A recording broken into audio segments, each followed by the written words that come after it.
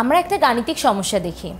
এখানে বলা হয়েছে যে 20 টাকা 80 টাকার শতকরা কত, অর্থাৎ 20 টাকা 80 টাকার 100 ভাগের কত ভাগ হয়।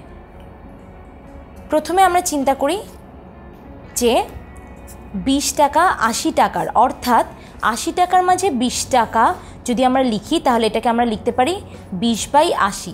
এটা কিন্তু একটা ভগ্নাংশ। তাহলে ভগ্নাংশকে কিভাবে আমরা শতকরায় পরিণত করতে পারবো সেটা আমরা আগেই দেখেছি। তাহলে আমরা লিখে ফেলি 20/80 এবং হর এবং লবকে আমরা 100 দিয়ে গুণ করব।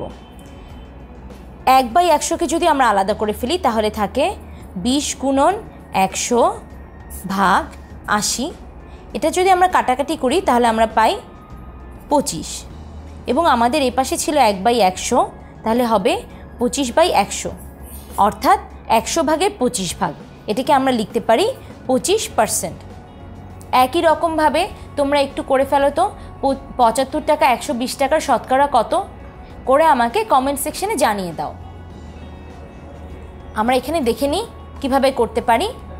একইভাবে 25/120 গুণন 100/100, একইভাবে আমরা কাটাকাটি করে পেয়ে যাব 125/2। 125/2 যেহেতু পেয়েছি, এটাকে আমরা মিশ্র ভগ্নাংশে পরিণত করব। মিশ্র ভগ্নাংশে করলে আমরা পাই 62/2%। 1/100 জন্য এই পার্সেন্ট চিহ্নটা আমরা দিয়েছি।